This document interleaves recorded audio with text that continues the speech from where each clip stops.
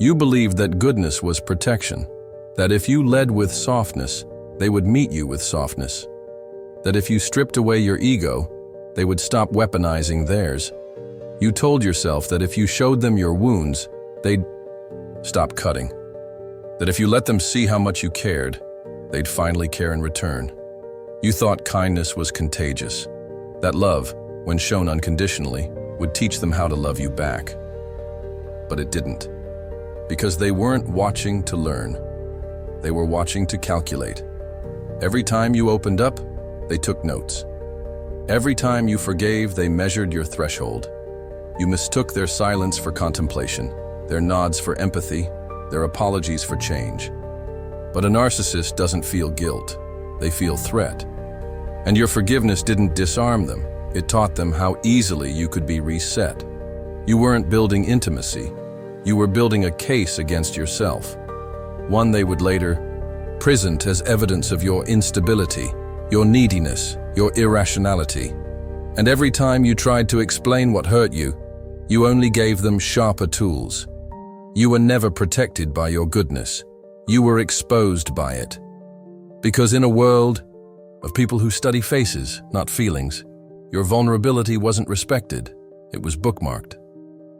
Not to be held with care, but to be used as a shortcut back to your submission. They didn't love your honesty. They loved your predictability. They loved how your loyalty always overruled your logic, how you showed up, even when your soul was limping. They didn't see your kindness as strength. They saw it as consent. And still, you stayed, because the lie was so comforting. That lie you were told since childhood, that if you're good, you'll be safe. That if you're generous, you'll be loved. That if you just hold on tighter, they'll eventually see your worth. But narcissists don't see worth. They see use. And the longer you stay, the more they study. Not because they want to understand you, but because they want to perfect the version of you that serves them best. You were told to be loyal, even when it hurt, to be patient, even when it drained you. But no one told you that in the hands of someone strategic, your virtues become vulnerabilities, that when you offer them your soul, they'll only ask what else you have left to give. You thought your light would soften their shadows. Instead, it made them bolder. Because the brighter you glowed, the clearer their path to control became. And now as the pieces fall away, you begin to see it, that you weren't protected by your goodness, you were targeted because of it. And the lie you held so close, about kindness, about loyalty, about unconditional love, was never for your protection. It was for their convenience. You weren't chosen because you were broken. You were chosen because you were full of light, full of softness, full of the kind of attention they crave but can never earn. You were warm in ways they couldn't replicate, and that made you valuable, but only as a mirror, not as a person. They didn't want you. They wanted what you reflected. Your calm, your empathy, your steadiness, it became their performance. Because narcissists don't seek connection, they seek costume. And you made the perfect disguise. They studied you with admiration, but not the kind that leads to respect. The kind that leads to imitation. They wanted to stand in your skin, smile with your smile, be praised for your patience, admired for your grace. And so they rehearsed you, mannerism by mannerism. They became fluent in your emotional language. Not to speak it back, but to use it like camouflage. They weren't trying to understand your soul. They were trying to replicate it. And once they knew how to wear your traits, they began erasing the person who carried them. They needed you to forget that you were the source, that the very traits they weaponized were never theirs to begin with. Because once you forget, you become dependent. You start to believe they're your better half, that they bring out the best in you. But no, what they bring out is confusion, You lose your reflection in the funhouse mirror of their manipulation. You look for yourself in their approval. You ask them to define you. You ask the counterfeit to certify the original, and they love that. Because the more you doubt yourself, the more they become the authority of your worth. The mirror becomes a master. You start living to reflect what they want to see, smiling when they need it, shrinking when they're threatened, performing forgiveness when they sabotage, just to prove you're not like them. But you're not. In a relationship, you're in a casting call, and the role you're auditioning for? Ideal supply. Not a partner, not a peer, just a mirror that never cracks, even under pressure. But that pressure has a cost. Because every time you bend your truth to preserve their ego, you fracture your own. You feel the split, the dissonance between what you give and what they give back, between who you are and who they let you be. And in that space, between your reflection and your erasure, you begin to see it. You weren't chosen for love. You were chosen because you could be shaped, because they saw in you not a person, but a performance waiting to be directed. And now that the lights are on and the stage is quiet, you can feel what you ignored all along. The applause was never for you. It was for the mask they made from your face. You thought it was love. The way they looked at you like you were the center of the universe. The way they listened, intensely, as if your every word was sacred. The way they drew you in, pulled you close, then pushed you just far enough to make you chase. It felt intoxicating, urgent, real. But it wasn't love. It was control. And the chaos wasn't a flaw in their character. It was the architecture of their strategy. You kept trying to understand them, to figure out what changed. One day they were adoring, the next, cold. One moment, they needed you more than breath. The next, they vanished. And every time you questioned it, they gave you just enough to stay, just enough to hope, just enough to reset your confusion back to craving. They weren't inconsistent by accident. They were measuring your addiction, watching how fast you'd return, how quickly you'd forget the insult if they whispered the right lie. You told yourself they were complicated, misunderstood, wounded, that they needed more love, not less, that if you could be steady enough, patient enough, understanding enough, they'd finally stabilize. But what you didn't see was that the instability was the point. The chaos kept you distracted. It kept you small. You were too busy trying to fix the connection to notice you were the one being dismantled. They studied your reactions like a map. Every tear gave them coordinates. Every apology gave them power. Every "I just want to talk" gave them a timeline. You thought you were expressing yourself. They thought you were confessing your weaknesses. And every time you explained, they refined their playbook. Not to heal things, but to hide their hand better. What felt like a deep bond was a psychological loop. They conditioned you like a lab experiment. Positive reinforcement, negative withdrawal, the dopamine drip of attention, the silent punishment of absence. You kept playing the game, thinking love was on the other side. But there is no prize. There is only obedience. You gave them the benefit of the doubt because your heart is wired for empathy. But they exploited that wiring because you were easier to control when you believed they were broken, not cruel. Easier to stay when you believed they were struggling, not calculating. That illusion kept you there, just long enough for them to build a version of you that flinches at your own needs and begs for their crumbs. You weren't in love. You were being studied. And every time you questioned your worth, every time you chased clarity, you gave them another page of your blueprint. They didn't want you close. They wanted you predictable. So they built a maze around your heart and convinced you the exit was proof of betrayal. You thought being consistent would earn you trust, that if you kept showing up, kept explaining, kept offering peace, you would finally be seen, that your loyalty would convince them of your worth. But it didn't. It only made you predictable. And in the eyes of a narcissist, predictability is not safety. It's ammunition. You believed that being the bigger person meant staying the same, even when they changed the rules, that your emotional stability would force them to mirror it. But they weren't looking to mirror anything. They were looking to mold. And the more they could anticipate your moves, the easier it became to manipulate you. You didn't become trustworthy. You became routine. You didn't earn respect. You became rehearsed. They knew you would apologize first. They knew you would explain yourself even when you did nothing wrong. They knew how far to push before you'd crack, then retreat just enough to make you question if it was ever that bad. You weren't having a conversation. You were playing your part in a script they wrote without telling you. And your kindness, it wasn't a gift to them. It was a schedule.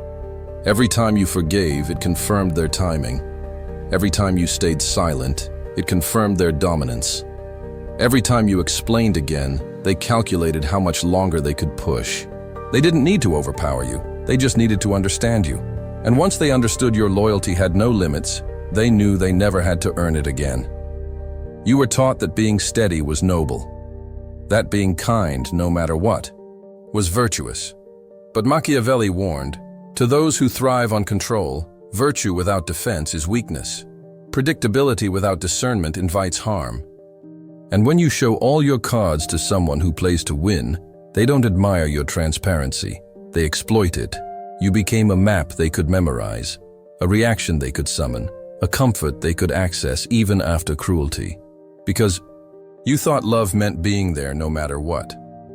But they taught you, silently, that love without limits becomes servitude. That kindness on repeat becomes noise. And that emotional consistency, without strategy, becomes a countdown to your own exhaustion. They didn't fear losing you.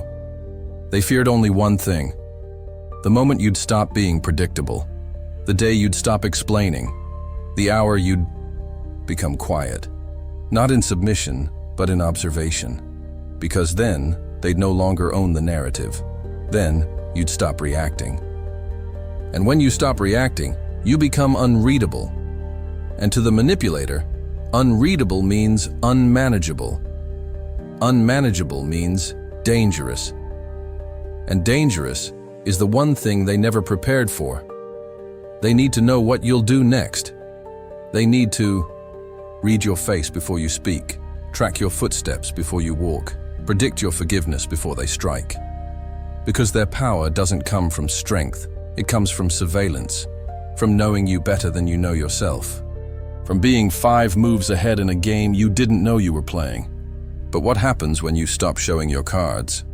What happens when your face no longer offers clues, your silence no longer begs for rescue? They start to panic. Quietly, of course, because panic doesn't suit their image. But inside, the ground begins to shift. Because narcissists aren't afraid of you hating them. They're afraid of you becoming unreadable, unreachable, unknown. They thrive on control, and control requires access. Not just to your presence, but to your thoughts, your patterns, your vulnerabilities. When those disappear, their sense of power begins to rot. You always thought silence made you weak, that if you didn't explain yourself, you were guilty, that if you pulled away, you were punishing. That withholding was petty. But silence is not absence. Silence is pressure. When used with precision, it is the one thing they cannot navigate. Because in silence, they can no longer mirror you. In silence, they can no longer gaslight the script. There is nothing to twist if there are no words.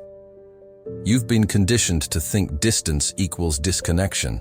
But distance, when it's strategic, is the only form of intimacy that protects your sovereignty. You don't vanish to hurt them, you vanish to remember yourself, to clean the noise, to hear your own voice without their distortion layered on top of it. Absence, in its purest form, is not rejection, it's revolution. And for someone addicted to watching your every move, your stillness is not peace, it's a threat. You once feared what would happen if you stopped trying, if you stopped showing up, if you stopped proving your love. But the moment you became unpredictable, something shifted. Their scripts failed. Their tactics fell flat. They couldn't find the version of you they trained, and that's when you saw it. The fear in their smile, the hesitation in their voice. The power returning to your hands, not through aggression, but through enigma. Machiavelli knew, when the enemy relies on knowing your next move, your greatest weapon is stillness. Not the kind that waits, but the kind that erases the map. You don't fight louder. You move quieter. You don't explain. You withhold. And in that void, their empire of control begins to crumble. Because unpredictability is not chaos. It's camouflage. It's freedom. It's power. And now, you wear that silence not as armor, but as command. Because when they no longer know where to find you, they can no longer reach what they once fed from.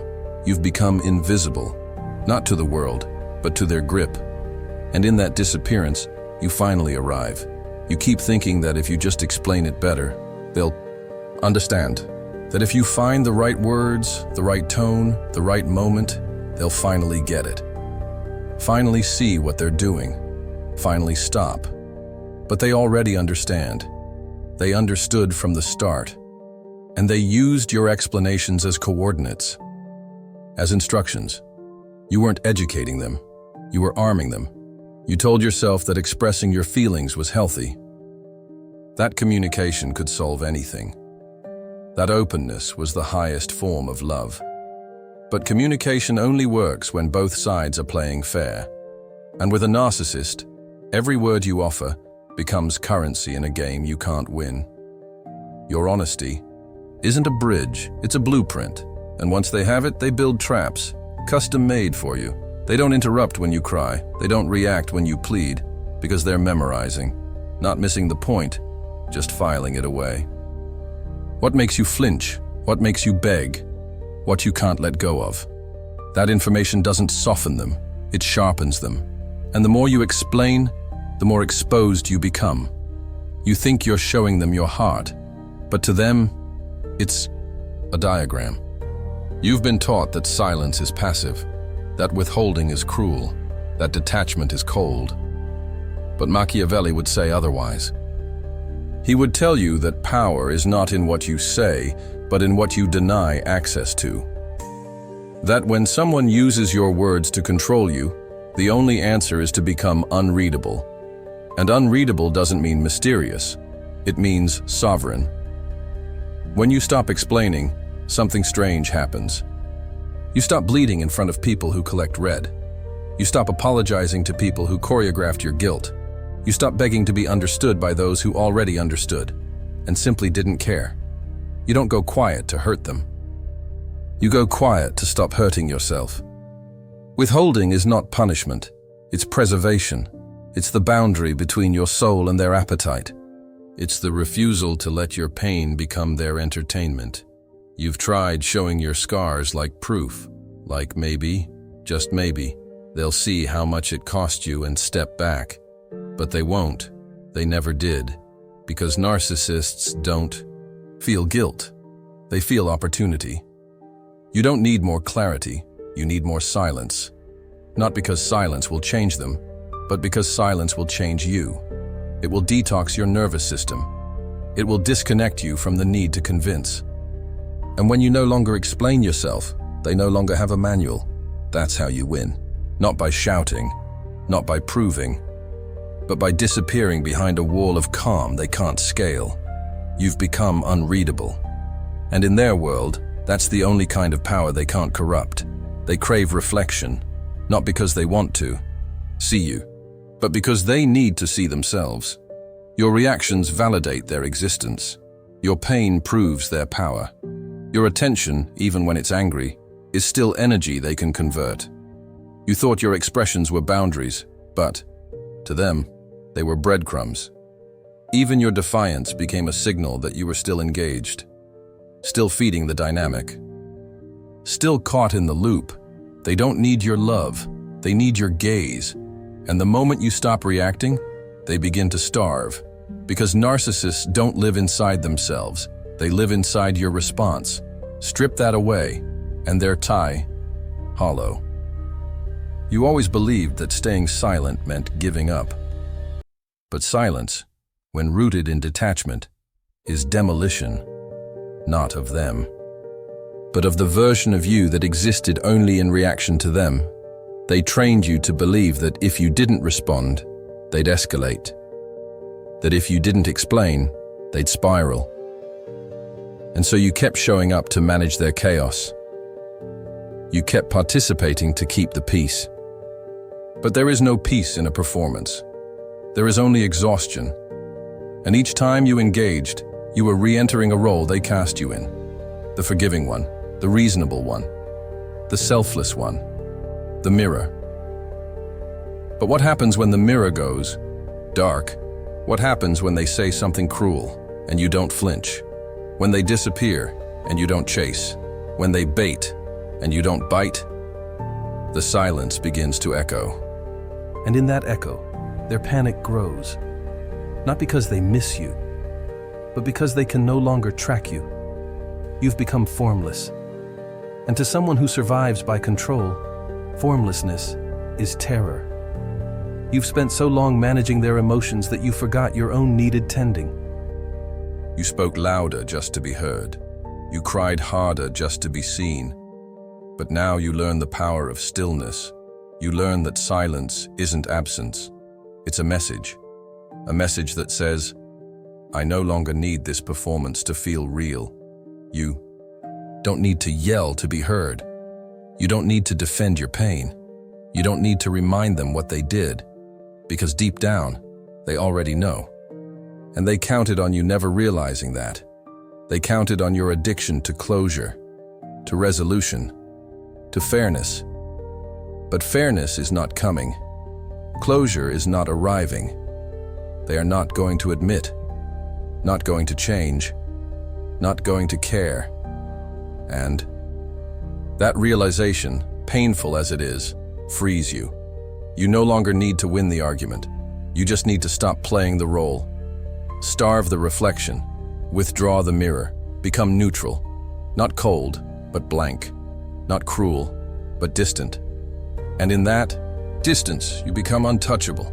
Not because they can't find you, but because you no longer exist inside the cage they built from your kindness. You've been trying to fight them with honesty, with heart, with clarity.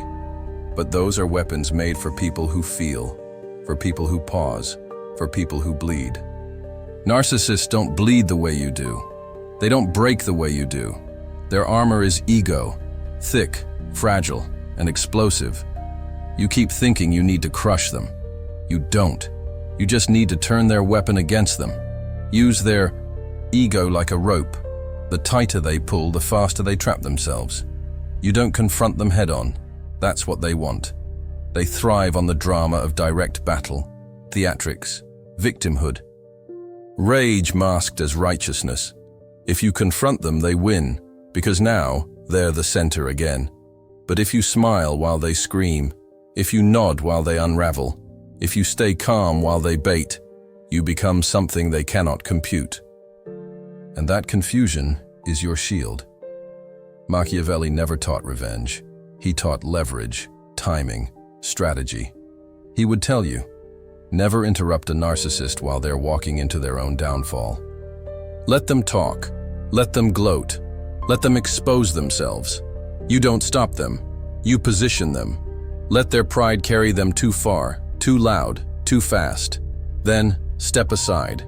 They'll destroy themselves, trying to prove they're indestructible. You once thought silence was surrender, but now you know. It's stagecraft. You're no longer in the role of the empath. You've become the director of the scene. And they're still performing, unaware that the audience has left. That's the real victory, not revenge, but irrelevance. They don't need to be defeated. They need to be dismissed, quietly, completely. Without spectacle, without closure. Praise them when it blinds them. Agree when it disarms them. Make them comfortable in their own illusion. And then remove your energy from the room. Not in anger, in detachment. Because narcissists can't fight what they can't feel, and they can't feel you when you're no longer reacting, no longer seeking, no longer available. Use their ego like bait.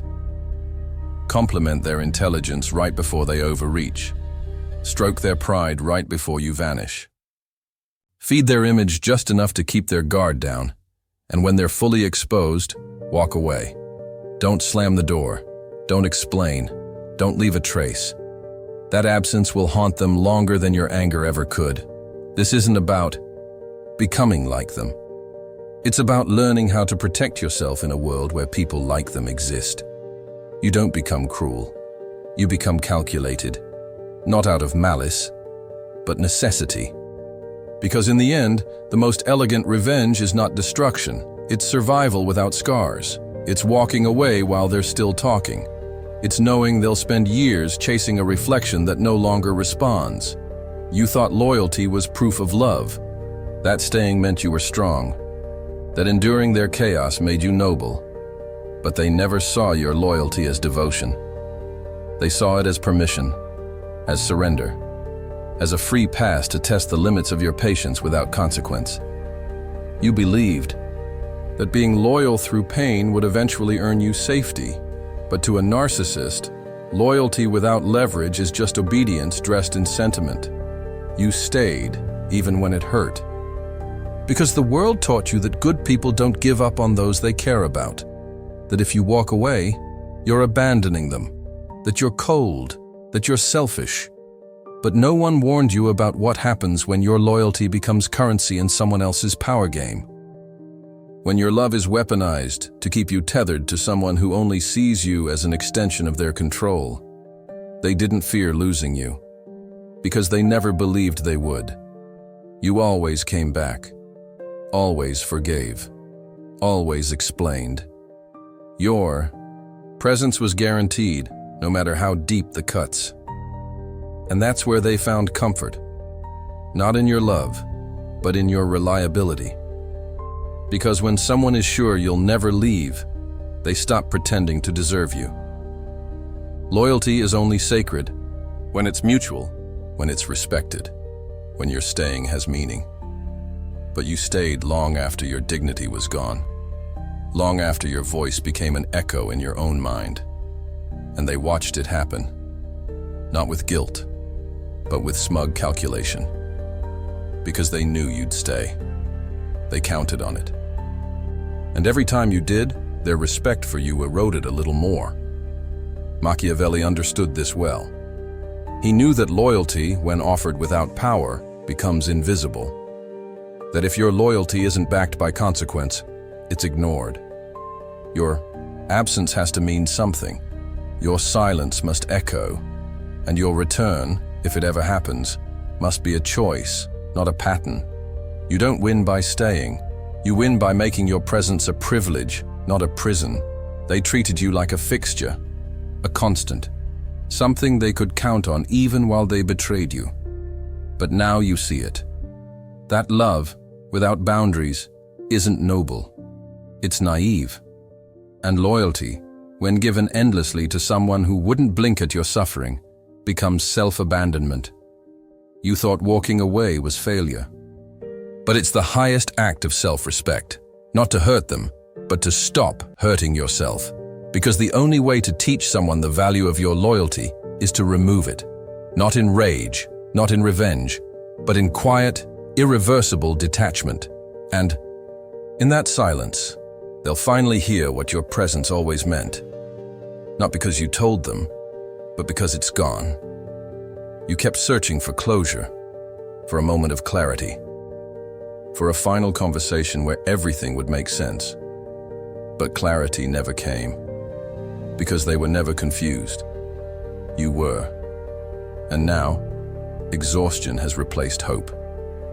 Not the loud kind, the quiet kind. The kind that settles in your bones and whispers, "Enough. You don't want revenge. You don't want justice. You just want to stop bleeding for people who smile when you're cut." You spent so long trying to be understood. You forgot what it felt like to understand yourself. You bent, shrank, explained, and performed. You thought your value came from how much you could give, how long you could stay, how much you could endure. But none of it made you safe. None of it made them stay. None of it made them kind. You were loyal beyond reason, and they were cruel beyond recognition. But now something shifts. Not in them, in you. The need to be seen dissolves. The desire to be chosen fades. The craving for fairness disappears. You stop asking, stop pleading, stop narrating your pain to people who only listen to respond. You realize that detachment isn't numbness, it's freedom. It's the quiet strength of no longer needing anything from them. Not love, not apology, not permission. You don't explain anymore. You don't react. You don't rehearse your worth in their mirror. You don't hand them your dignity and ask them to hold it safely. You simply step back, not as a threat, but as a boundary, not to prove anything, but to protect what's left. Because you see now, your silence is not the absence of feeling. It's the reclamation of power. And your distance isn't bitterness, it's clarity. You once believed that feeling everything made you alive, but it also made you vulnerable to those who feed on feelings they cannot produce.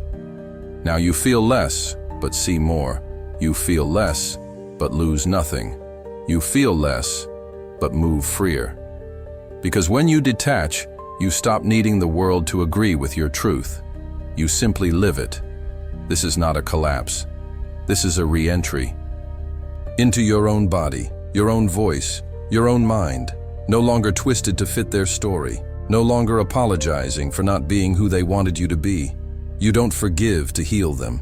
You forgive to release yourself, not because they deserve it, but because you do, and in that stillness, in that quiet decision to leave the stage without applause, you rise. Not with fire, but with peace. Not with rage, but with clarity. Not with fear, but with a sovereignty they will never touch. Detachment is not giving up, it's growing up. It's realizing your healing doesn't require their participation. It never did. You don't announce it. You don't warn them. You don't write a final message or slam the door behind you. You simply stop playing the role. The version of you they once controlled begins to dissolve. Not with a scream, but with silence. Not with chaos, but with absence. You no longer need to be heard. You no longer need to be seen. Because what you've become is no longer within their reach.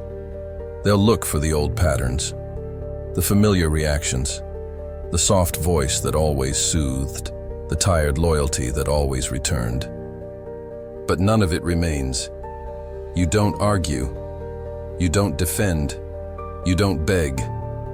And that stillness terrifies them more than anything you could ever say. Because now, you move with a kind of silence that doesn't ask for understanding. It commands distance. You're no longer the person who tried to fix what was never broken in you. You're no longer the one who made excuses for cruelty, who confused pain for passion, who mistook survival for connection. You've outgrown the battlefield, not because you've won, but because the game no longer interests you. You don't need to prove them wrong. You don't need to show them what they lost. That's not power. That's residue. Power is walking past the fire without the need to feel its heat. Power is no longer craving the apology that will never come. Power is not needing to be chosen, because you've already chosen yourself. Machiavelli would tell you, true power is in what you withhold, not what you give. In who you ignore, not who you chase. In when you vanish, not to be missed, but to be untouchable. Because when you become unreachable, they lose access, not just to your presence, but to the version of themselves they built through your reflection. You don't leave with vengeance in your heart, you leave with nothing, and that nothing is everything. It is the space where their influence ends, where your silence is not a tactic, but a state, where your absence is not an exit, but a transformation. You become invisible, not because you are hiding, but because you have stopped being a character in their story. They fed on the you that needed them, that explained, that hoped, that waited. That version no longer exists, and what's left cannot be touched, cannot be read, cannot be moved. You are not colder, you are clearer, not harder, but wiser, not guarded, but free. And as you walk away, there's no sound, no message, no pause. Just the final realization. They never really saw you, but now they never will.